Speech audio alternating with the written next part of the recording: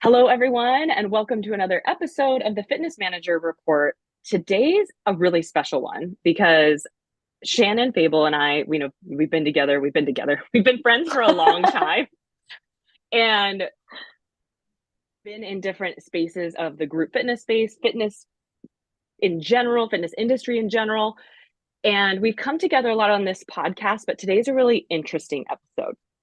Shannon had brought up to me her thoughts offline about Peloton, and I had started to get a lot of news and an uptick revolving information about Peloton's up and down, and dare we say extreme company up and downs.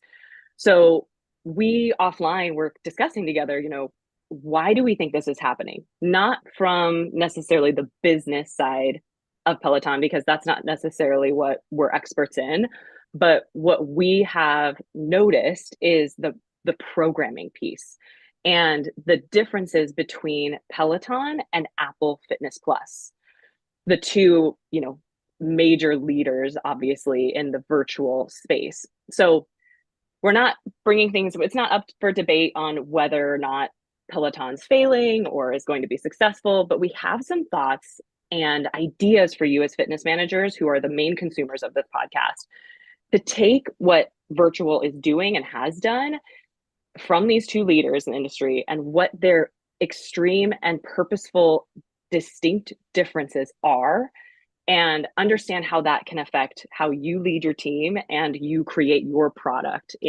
within your facility as a fitness manager. So whether you're leading classes, leading personal trainers, what does your product look like and how can you learn from the ways of virtual fitness?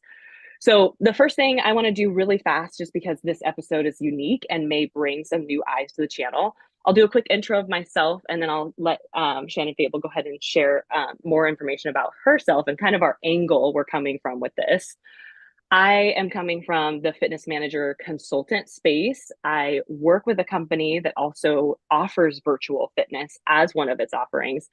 And I have been in various different environments when it comes to offering group fitness and personal training and private Pilates, from the larger health club to the boutique studios to the virtual space. So we're going to talk about those different sectors of fitness as well, and how how we can learn in those different areas.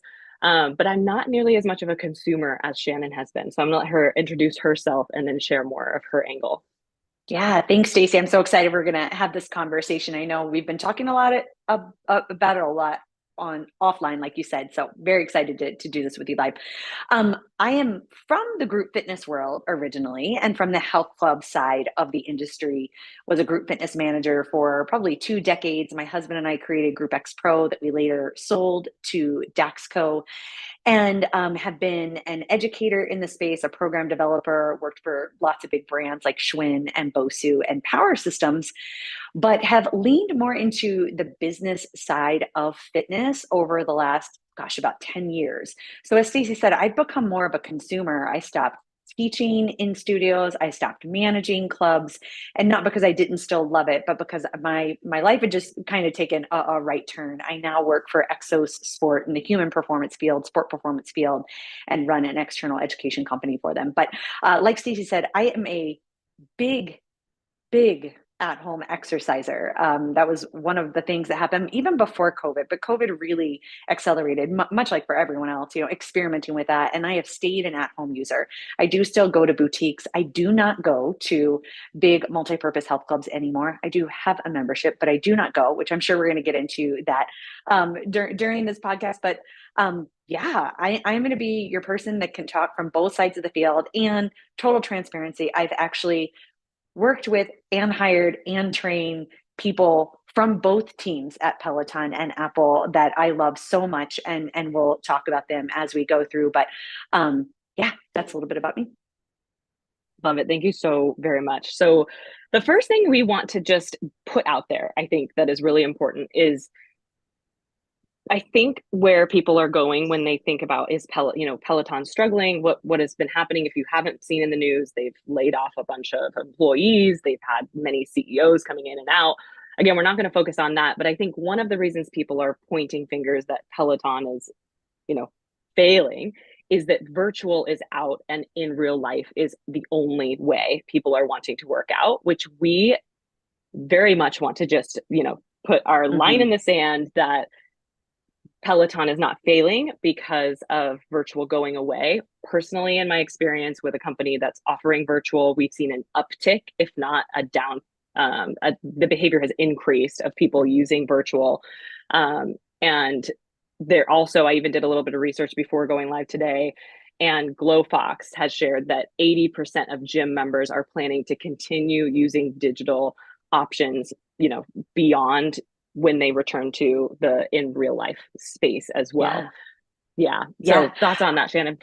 I want to double down on that. And I think during COVID, when we were all doing lots of podcasts and conversations and speculating about virtual and what's going to happen, it became this big fight between, especially when we started opening back up, between virtual and in person. And I am hoping that we've all learned our lesson that it isn't one or the other. I think, I'm not only an at home user at all. Like I said, I still go to boutiques, I still take classes when I'm out and about. But even sometimes when I do go into a multi-purpose health club when I'm traveling on the road, I'm taking my device in to do programming because quite frankly, it's like a crapshoot to drop into a class in on the road at a facility that you don't know. And so it has become my security blanket almost. And here's the thing I want to make sure you understand about how good that is or why that's good. If we all, as group fitness and fitness professionals, believe in helping people find their fitness, enhance their wellness, make sure they get their workouts in, make sure they move their bodies, then we should celebrate any and all ways that that happens. And I will tell you, I I am 100%, this is me. If I didn't have those digital tools, I get far less when I'm on the road or far less out of exercising on the road before I had those. Like I said, because it's become my security blanket. I know what I'm going to get. And I'm not just taking a chance on a class that I might not know. And the caveat to that, or the flip side of that is where I will go and take classes when I'm on the road and not at home is at a boutique where programming is primary, where their product is their program. And I know that the program is going to be the same no matter where I go. And even if I don't 100% jive with the personality of the instructor, I trust that I'm going to get a good workout. Orange Theory is my example. Love Rachel Vazzarelli, what she's done with the programming there. I know exactly what's going to happen when I walk in the door. I will go to Orange Theory all over the universe. And I don't know if you want to go into this, but there are some other boutiques that I won't go to wherever I go because they have doubled down, much like Peloton has, on the personality of the instructor and the name, so the brand awareness. And those two things bring people in the door. And then you've heard me say this a million times, Stacey, conflict is when expectation doesn't meet reality. It actually quite irritates me when I go into, say, a cycle bar. And I'm thinking about the cycle bar experience I had in the place where I go, but I realize that it's actually just the teacher that I've fallen in love with, not the product, because it isn't a product. And that may upset a lot of people, but cycling's different every time you jump on. So I know I went down a rabbit hole, but I think it's a good way to tee up this conversation, right? It's that I think digital people are not ever going to go to in person just because we have digital fitness or virtual fitness options, but it has become a great enhancer and it is allowing more people to move in lots of different ways, 10-minute chunks, 15-minute chunks, 20-minute chunks, adding them all together, doing a little bit on the end of their own workout. So we don't want to demonize virtual, but you're spot on, Stacey. Like Peloton is not dying because virtual is dying. And that is very clickbaity, but that is not what's happening. Virtual is not dying. It's just not the best business model. And I know we're going to talk through, they've had kind of 3 chapters, right? And, they tried it with the hardware, they tried it with the programming, and now we're going to figure out what like option B is. And my fear is, I don't know how you come back from chapters 1 and chapter 2 not working out. So I'll pause and let you direct the conversation from there. No, that's perfect because the programming versus personality piece is exactly what we were hoping to discuss today. So Mm-hmm. really what's interesting is, when virtual really took off during the pandemic, we needed to take the opportunity. And I remember diving into a lot of Shannon Fable's like webinars and talks that she was doing at the time, getting excited about the opportunity fitness managers needed to see that they could erase their schedules and start from the beginning, and how exciting that was. And that we needed to learn from virtual in the stacking piece and the playing with timing and playing with formats, back to back from each other. And that's a piece of the lesson from virtual. But the other piece that I think we've really recognized more recently and through Peloton's ups and downs is what is your product as a department, Mm-hmm. and does the product make sense? So what are the pieces to that? I'm going to let Shannon speak more to that. What are the pieces of that product, or the verticals, as she likes to say? And then you have to make the decision, as she alluded to, of personality driven versus program driven. So I'll let her Yeah. talk through that, but we're going to go into a deep dive of that. That's the goal. Yeah. So I'm going to start by going back. I know when Stacy met me and I was doing a lot of lecturing and writing on the circuit about program management, I really talked a lot about personality driven versus program driven programs. Horrible way to put it, but that was kind of the dividing line, right? Like most of us just collected really great talent, threw them in rooms, let them figure out what they were doing. And, we allowed that to be what drove our group fitness departments. And I really was a stan, 10, 15 years ago for like, you kind of got to rein that back in where you become known for your programming and your people, not that they can become interchangeable, but there is some kind of, gel that brings them all together. They are one, they are actually a team. And I think I've not changed my stance on that, but I have evolved my stance on that. And what goes on top of both of those pieces of the puzzle is your product. Really looking at whatever the elements are that are under your roof as a product, not multiple products, but you have a product. And so, I said my husband and I created Group X Pro, and when we sold it to Daxco, I was so fortunate to stay on for 2 years and learn the world of product management, which I guess I'd been doing, but I didn't really know what that was. But I learned a lot about it. So just quick primer, right, as it relates to the conversation we're having. Product management means you have to clearly identify who your target market is and what you're trying to do for them. What problem are you trying to solve? Because if you are not, as a team, really honed in on that, you can end up with scope creep. And when you have scope creep, you have a lot of different elements that end up in your product, let's say your app, that might all work partially, but they could all break at the same time. And then it's really hard to fix. And when you have scope creep that takes you across lots of different, I'm just going to call them disciplines for the purposes of this conversation, but takes you across lots of disciplines and like trying to figure out how they weave back together and talk to each other and make a cohesive product that really resonates with who you're trying to sell it for. There's just many more breaking points. I guess that's the best way to put it. And so as I look at people struggling with, health clubs are, yes, people are coming back, but I think we can all agree that we're still struggling to try to make it work.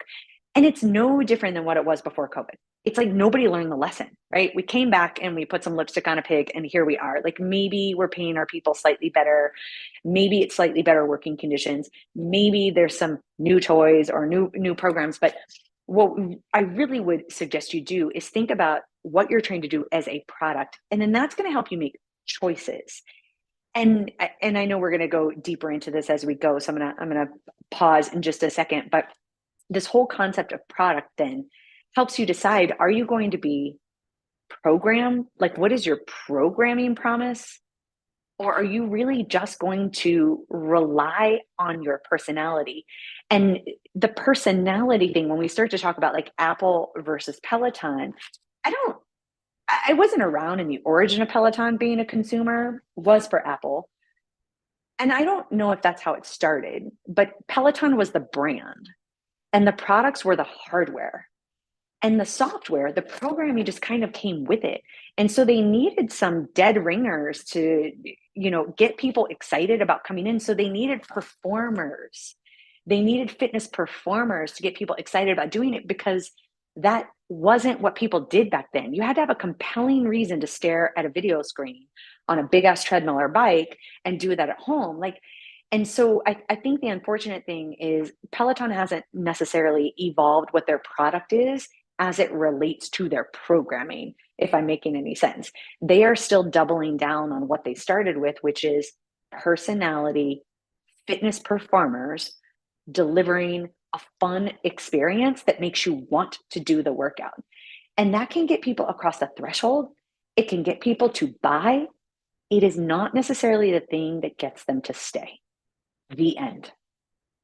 Mhm. Exactly. Exactly. And that's where we're going to go deeper into that, because that staying power for the clients is also, I think, relative to the experience that the personalities create. So something that Shannon had shared with me is that in her consuming the product of Peloton or the classes that the instructors share, the personalities have become so big because they have to compete with each other in order to get more people into their class and get paid X amount of dollars, and in order to feel successful. And with that has become, as you may have seen on TikTok, on Instagram, how rogue some of the cues, some of the stories, some of the, like we said, personalities have become, which may have in turn turned into a turnoff for those clients. So, Shannon, you talked a little bit more about the product from the Peloton point of view, whereas with Apple, just to kind of reshare what you described, is Apple is more of the program piece, because you can do it anywhere. You don't have to have a specific piece of equipment that is allowing you to get the best experience possible. But where we want to go with this is from two angles. What have you decided your product is? Personality driven, program driven, and where maybe those two types of products could do better or not so much better. I don't want to say worse, but better or worse, I guess, in the two different environments. So if we were to speak boutique versus health club. And I want to pause real quick. And this is not something we talked about before, so I'm throwing this at Stacy right now. I know what I'm talking about when I talk about personality. I want to double click on that word, because I think sometimes when people hear me talking about personality driven programs, they're like, but wait, good group fitness instructors have great personalities.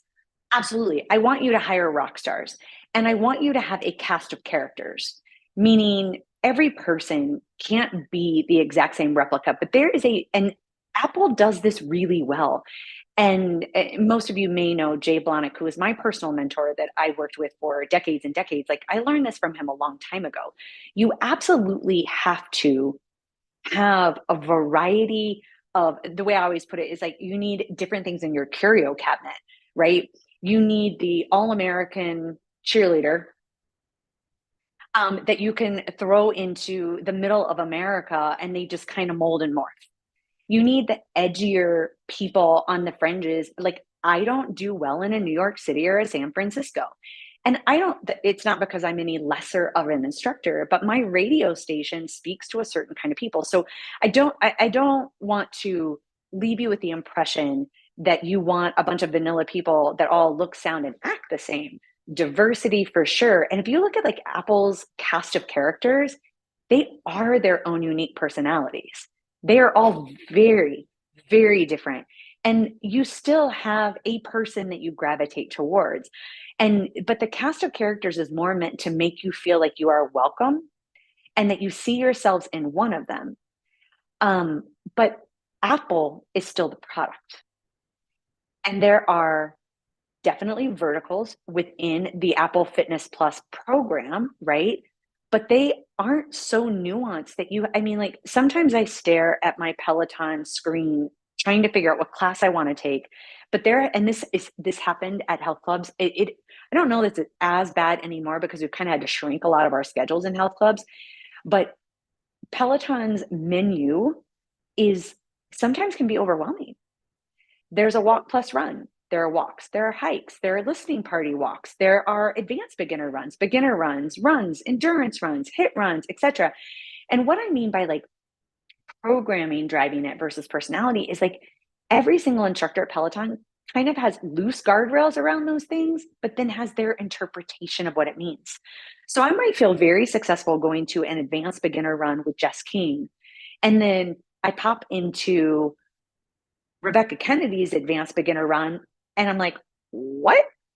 And part of that has to do, I don't want to go too far into it, is that they also choose to talk about intensities and levels in a very arbitrary way that really has nothing to do with how you put the formula together to create an intensity inside your body. But I'll come back to that later. So when I talk about personalities, don't get me wrong, like Apple, they have personalities. But the word I've been using with Stacy is Peloton has doubled down on the person being the fitness star. This is fitness celebrity, right? And they have become caricatures. They are larger than life. And they all have this, like, it's an over the top personality that either draws you in or repels. There's no room in the middle. And because there's no underlying structure to the programming, if I can't find my person or I want to try another person, it is very hard to find another person that you mesh with. Right. And I know we're going to talk about that later, but I thought that it was very important to make sure that we get really real, define what we mean by personality, because I don't want a bunch of drab vanilla instructors, right? I still want to hire rock stars that can command a room, but they command a room on top of a solid foundation that is your product. And then we don't double down on the fact that like this person is more popular than that person. It's just everyone has their own audience that they're going to speak to. Does that make sense? Exactly. And the examples she gave were very much Peloton characters, if you weren't familiar with the names. Sorry. But I love, no, I'm glad you said that, because essentially the way I hear it too, I'm so glad you clarified it, because yes, we want everyone to have a unique personality and be able to demand and, you know, lead a room, lead a great Mm-hmm. workout. But the guardrails are part of it. How high are those guardrails? And then what are the behaviors and expectations that you're setting around the program that you've created for your instructors? Right. And the guardrails have to become, and now it's important for us to be really real about you are not Peloton and Apple. And the thing that they have going for them, there's a few things. But the biggest thing they have going for them is it's not virtual versus in person. Like we can debate that all day long. And I know some people would prefer to be in person with people because of community, a whole host of things that they love. And I know that there are a lot of people that prefer virtual for a variety of reasons. But the biggest difference between the two, so you can't just take everything over here and go, well, that's what we do over here too. If I like a personality on Peloton, and I have fallen in love and out of love with a lot of people on Peloton in the past 5 years that I've been doing Peloton programming. We'll talk more about that. But if I am in love with someone, it is very easy for me right now to find thousands of pieces of content to do with that person. And they have been very strategic to ensure that every popular character is on various modalities because they know it. They are not immune to what we're talking about. They know that some people love Cody Rigsby and some people absolutely abhor Cody Rigsby. I am not a Cody Rigsby fan at all. But they know that people love him. So he's all over. And if you do love him, you can find him. And that's actually a bad example because he mostly just teaches cycling. But most of the other ones, like Jess King, I really like Jess King. And she teaches walking, she teaches hiking, she teaches running, she teaches on the bike, she teaches all kinds of different things. So if I gravitate towards her personality, I can find them everywhere. The problem if you double down on that strategy in a multi-purpose health club, this is where the boutique's a little bit different. If I double down on that strategy in a multi-purpose health club, how many times a week can that one person teach to make their fans happy? And then you get stuck because if you take them out of one slot, then you've got 50 people that are pissed. Because I could imagine some people are sitting around saying, wait, but it works for Peloton. So what are you saying? We're going to talk about also why it might be backfiring on them at the moment, because again, it worked. We're not, like, we all can speculate about why Peloton is crashing. The only thing I know that is true or that is not causing it is that virtual is not going away. Like that's not it. Like this is not the downfall of virtual group fitness. But doubling down on personality driven programs in the way that Peloton does it, where each person is their own entity.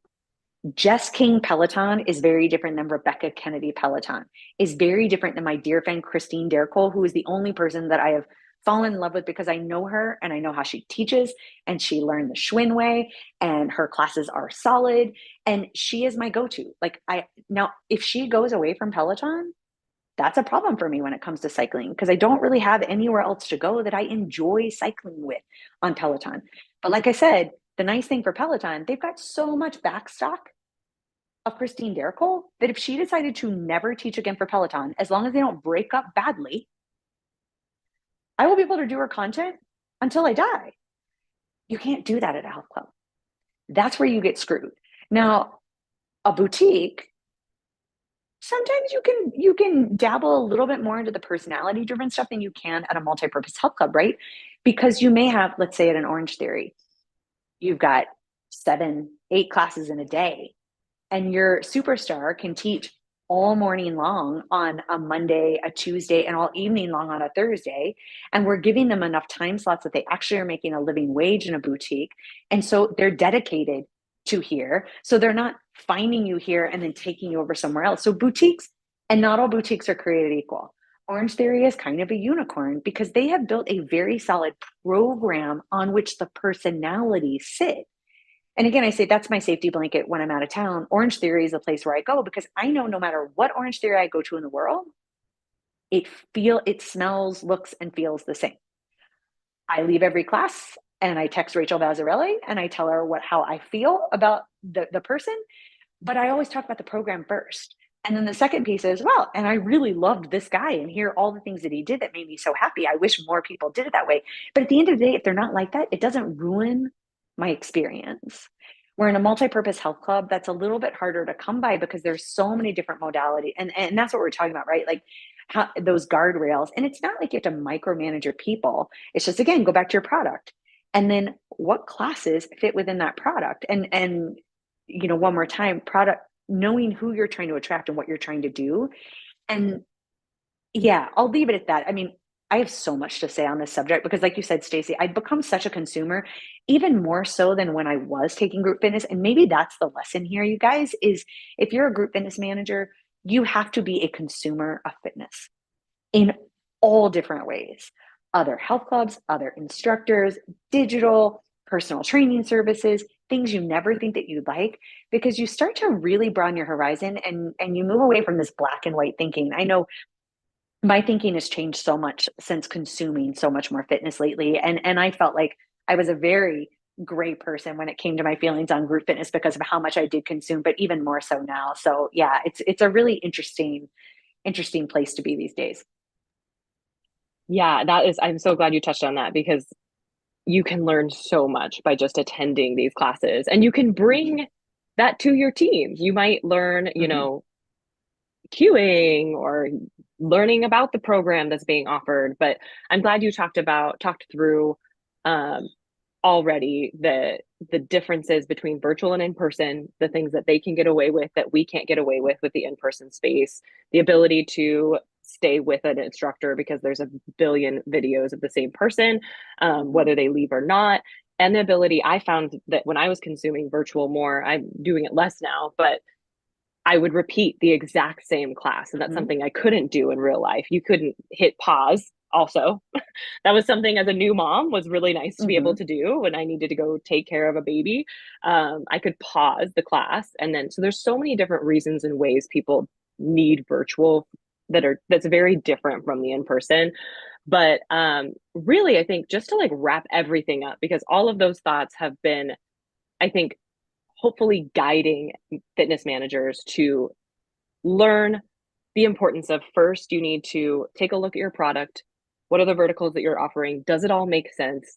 And then make the decision, am I going to, are we already more personality driven? We define kind of what personality means, or are we more program driven? And what does that look like? What does our program really look like? How high are the guardrails that we're putting around our instructors? So to wrap it all kind of up and put a bow as to the best of our ability, because this is really hard. It's a lot. to take in, I think, especially as a fitness manager. Go to the classes, like Shannon said.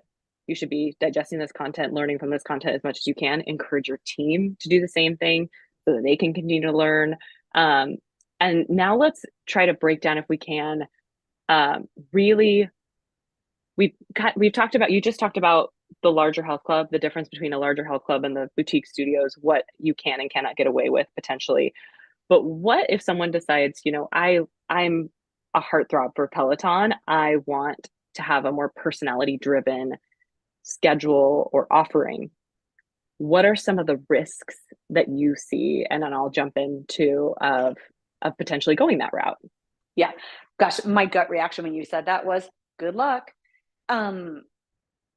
Because here's why, again, especially if you like jump to this part and just listen, we are not saying that personalities are not important in a program driven group fitness department.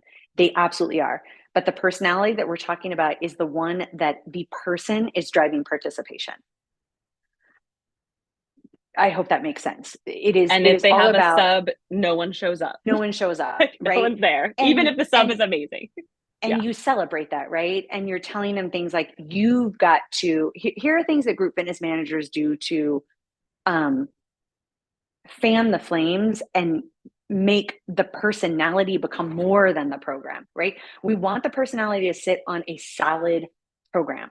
So again, Apple, personalities. But what I know to be true about the way Apple programs, every format, they talk about intensity. This actually across all formats. Every instructor talks about intensity in there are non-negotiables. They all talk about intensity in the exact same way. They all cue exercises in the exact same way. They all call exercises the same thing, right? A squat's a squat's a squat. A lunge is a lunge. Some people don't call it a split squat.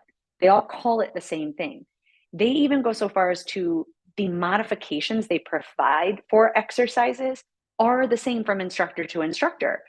And I know that sounds very micromanaging, but it's very comforting as a participant because you don't feel like you're relearning everything when you go to someone else's classes, which can affect your ability to feel successful. And when your ability to feel successful is, tampered with, that's when you stop going to other people's classes and you have to just stick with the thing. So come over to Peloton. When we're talking about personality driven performance over here, they literally are highlighting and they are, they bank on the celebrity of their instructors drawing people to the platform. And I know there are a lot of group fitness managers that will threaten instructors to take away their class if they don't grow their numbers. But they give them no ways to grow their numbers. And let's be real, you guys, just being a great instructor doesn't drive numbers in a class. And the instructor has no control over the other things that can bring people to her class or his class. You do not want that to turn into, which it has, you should be on social media. You should be promoting the club. You should be talking more about your life and trying to bring people into the club to come to your classes. Like, yes, that works in the short term, but that is a lazy group fitness management strategy. Your owner, the gym manager, the salespeople, the marketing team, their job is to get people in the doors. And then the group fitness team's job is to get people from the floor into their classes. And you do that by educating. And I mean, I can go all the way back to the fact that we should be onboarding people to group fitness and telling them what's happening. But the thing is most people can't talk about what's happening because all they know is I love Stacy's class. They don't know anything about the program. So going back over here, personality, because I know that's what you asked me to do. You're fanning the flames if you're suggesting that their classes are going to get taken away because they can't drive people to their classes by the things that I just told you. Because then they also start to try to be the hard instructor. That backfires on you completely, right? And you see a lot of that in Peloton. A lot of the instructors talk about being the hardest instructor. Oh my God, what was I thinking when I programmed this class? Like the things that we hear in group fitness studios all the time. And you will never hear that if you take an Apple class, because Apple is about being successful and making everyone feel like they have agency over what they're doing in the class and finding everyone has a different reason for coming. But when you rely on personality and it becomes a caricature, and maybe that's the word, it's the word I keep gravitating toward because that's what I mean when I mean personality driven programs. I think Cody Rigsby. The downfall to that is you're backing yourself into a corner. I don't care where you live, unless maybe it's New York City.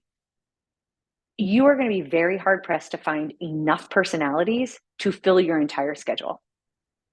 So you are going to have the haves and the have nots. Your have nots are probably your workhorses, the ones that probably do a majority of the subbing, the ones that come to your meetings, the ones that work really. And I'm not to say that really great personality driven people aren't, but sometimes we end up, there's this great book, and I'm looking over here because it's over here, Pat Riley, The Winner Within.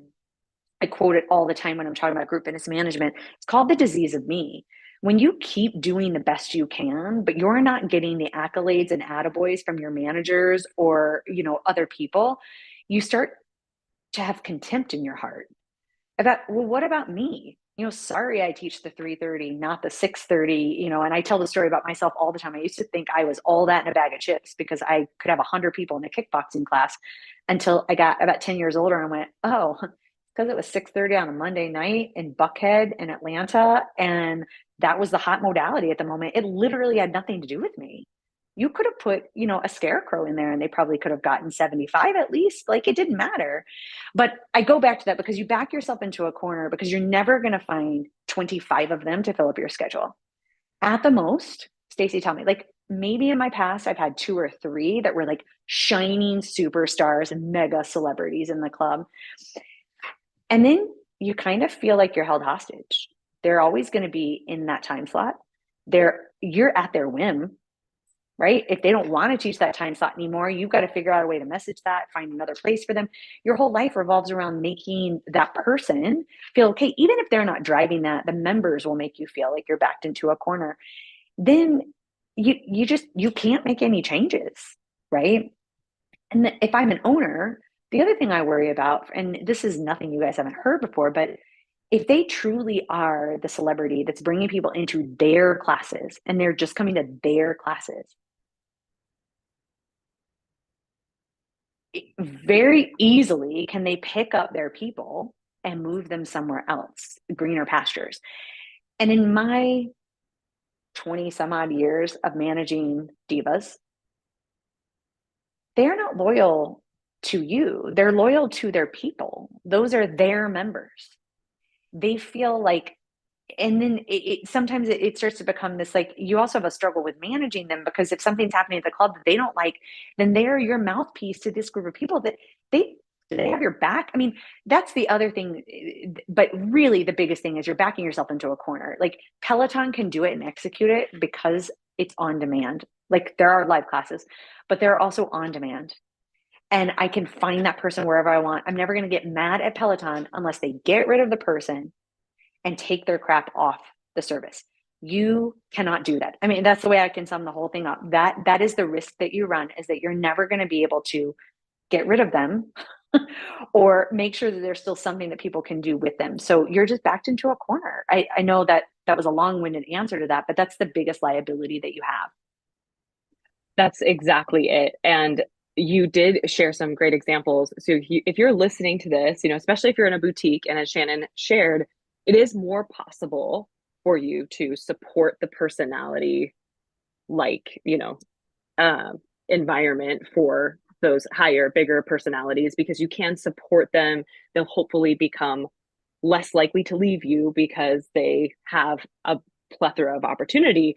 But when it comes to more of the health club side of things, or if you are a boutique studio who wants to really be more program driven, the ways that you can do so to avoid the potential being backed into a corner is setting the boundaries around and the parameters around how they're communicating to the clients, very similar to how Shannon described Apple's doing, for the reasons that she shared of creating the best experience no matter what personality is leading the class, for the clients that are attending.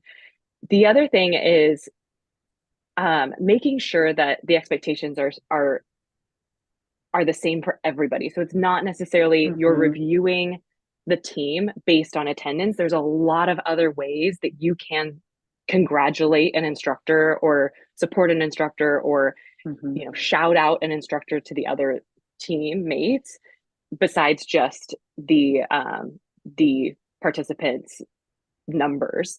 Mm-hmm. I've written a lot of articles about this. You can check out that instead of me having to go down the long list of ways that you can support your team and review them in a way that's not just about numbers. But the other really important thing is that the clients who are attending classes should also be held accountable to knowing that this person does not own the class. So if you want to really oversee a program versus personalities, I was always really careful with my team to do that. My choice as a group fitness manager when I did that for 10 years was it was all about the program.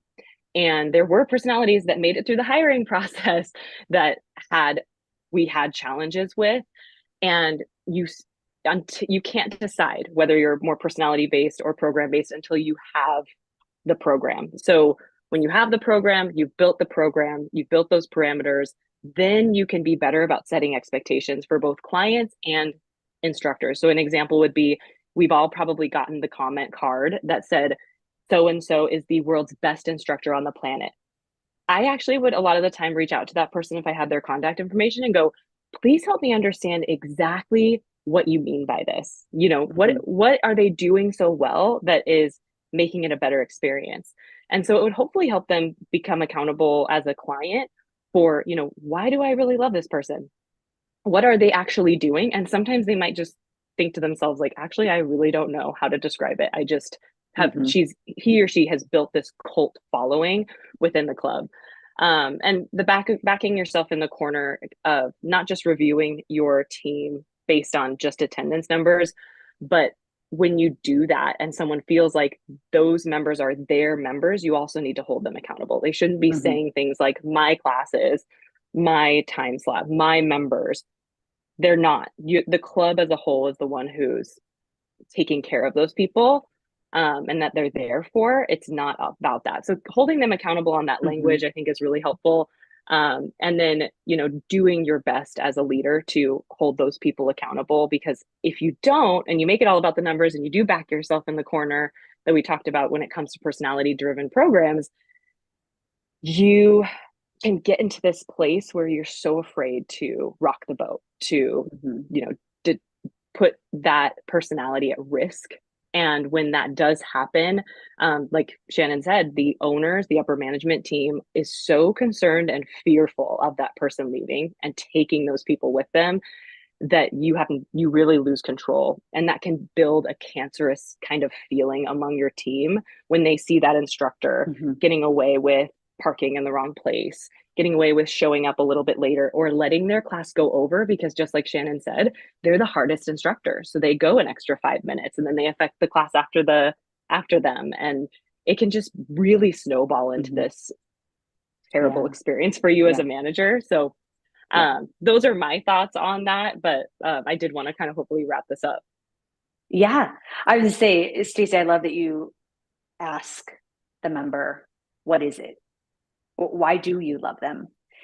And the last thing I'll say, the reason why I love that you asked that is because not just for your information, but also for the instructor's information. Because the other thing that can happen in a personality driven program is they do look at the cult of personality, and they look at the instructor that is getting the largest numbers, and they go, what can I do to be like that?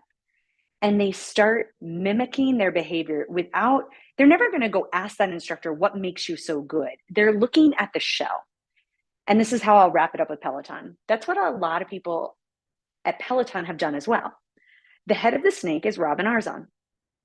And she is a commanding, amazing woman with a compelling story.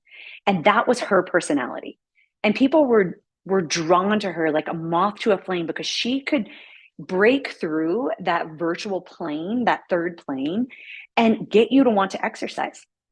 And what I found is that when she became head of the snake, people that weren't preachers in the pulpit when they taught, but were really solid instructors from solid health clubs with their own unique personalities, but they weren't really this, like, Robin just uses her words. Like, she is powerful motivator, and it's very authentic to her.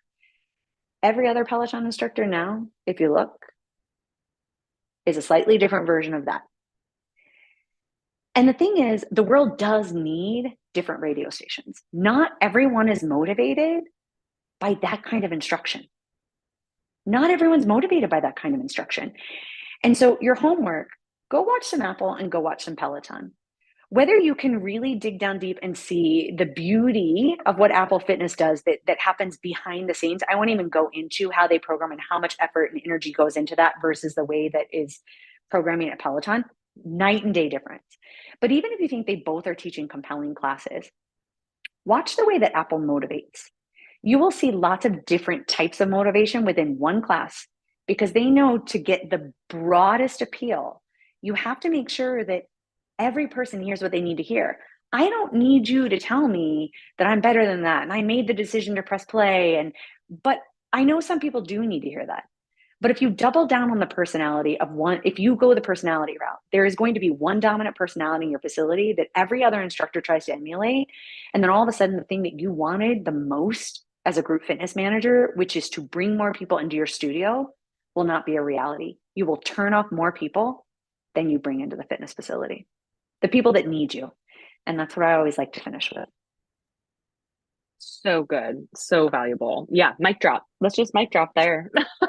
So I hope, maybe you're listening to this while you're pedaling on a bike or you're on a walk, but it was a lot to take in. We're more than happy to hear your thoughts and your, stance on this. And it is kind of muddled. We understand and see the value of both sides. And we really wanted to just help, I think, express where the risks can be if you just decide to go one route over the other. So we really hope this was helpful. If you enjoyed this very dynamic conversation based on what is going on in the news right now, please like and subscribe to this podcast. Share your comments wherever this is being shared with you, whether that's on YouTube or anywhere you digest podcasts. This was a surprise episode, so I really appreciate Shannon reaching out to me to make this happen, and I'm so excited to share this with the world once we get it everywhere it needs to be. Thank you so much for listening, everyone, and I can't wait to